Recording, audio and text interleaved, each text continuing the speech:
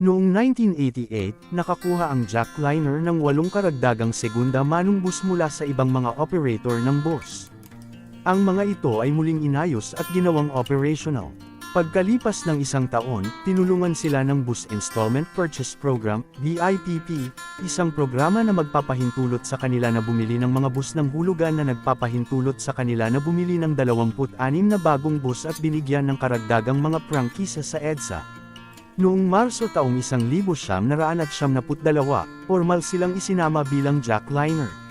Pagkalipas ng 2 taon, inilipat nila ang kanilang mga operasyon sa rehiyon ng Southern Tagalog, kung saan itinatag nito ang sarili bilang isa sa pinakamalaking kumpanya ng bus sa bansa. Noong 2004, nagpa siya ang mga tagapagtatag na mag-semi-retirement at ipinasa ang pang-araw-araw na pamamahala ng kumpanya sa kanilang mga anak habang pinapanatili ang pangmatagalang mga tungkulin sa paggawa ng patakaran ng korporasyon. Noong Disyembre ng parehong taon, itinatag ng jackliner ang kanilang unang subsidiary, ang Lucena Lines, na may fleet na humigit kumulang 60 bus. Noong 2010, binili ng jackliner ang kumpanyang Dionisio R. De Leon Express na nakabase sa Tarlac City at itinatag ang Pangasinan Solid North Transit. Mula sa humigit kumulang 30 bus units, pinalawak ng Pangasinan Solid North ang kanilang fleet size hanggang sa humigit kumulang 150 bus units. Noong 2011, ang jackliner ang naging unang kumpanya ng bus sa bansa na nag-alok ng libreng Wi-Fi sa pamamagitan ng pakikipagsosyo sa Philippine Long Distance Telephone Company. Noong Marso taong 2014, kinuha ng jackliner ang Santa Cruz Line ng Green Star Express. Pagkalipas ng ilang buwan, nakuha ng jackliner ang buong prangkisa ng Green Star at ang kanilang mga natitirang bus ay inilipat sa Lucena Lines, ngunit pinanatili nila ang ilang unit sa ilalim ng pangalang Green Star Express. Noong 2015, kinuha ng jackliner ang Dagupan Bus Company at ang mga operasyon sa probinsya ng Fermina Express, na may kabuuang 300 bus. Nagbukas din ang kumpanya ng isang bagong subsidiary ng City Bus, ang Metro Manila Bus Company, na may mga ruta mula Baclaran hanggang Fairview sa pamamagitan ng EDSA at Quezon Avenue.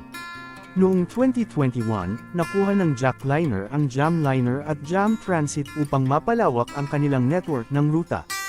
Noong 2023, kinuha ng jackliner ang Share Transport na nakabase sa Pasita, na kabilang sa listahan ng mga kilalang kumpanya ng bus sa Metro Manila. Ang mga unit ng bus at ruta nito ay kalaunan ay isinama sa Metro Manila Bus Company, na nagpalawak ng mga operasyon nito hanggang sa Balibago, Santa Rosa, Laguna. Mga subsidiary, isang bus ng Green Star Express na patungo sa terminal ng LRT Buendia ng jackliner. Lucena Lines, Jamliner, Pangasinan Solid North Transit, Dagupan Bus Company, Metro Manila Bus Company. Ito ang kanilang mga subsidiary na itinigil na pangalan ng kumpanya ng bus na kanilang binili noon. Dionisio R. De Leon Express, nasa ilalim na ngayon ng Pangasinan Solid North Transit. Green Star, linya ng Santa Cruz na nasa ilalim na ngayon ng Lucena Lines.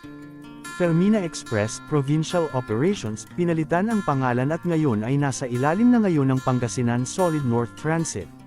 Laguna Express, pinalitan ang pangalan at ngayon ay nasa ilalim na ngayon ng Lucena Lines.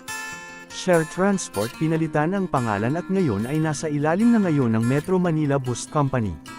Kung mahilig ka sa mga ganitong content, pa-follow na sa aking page. Salamat!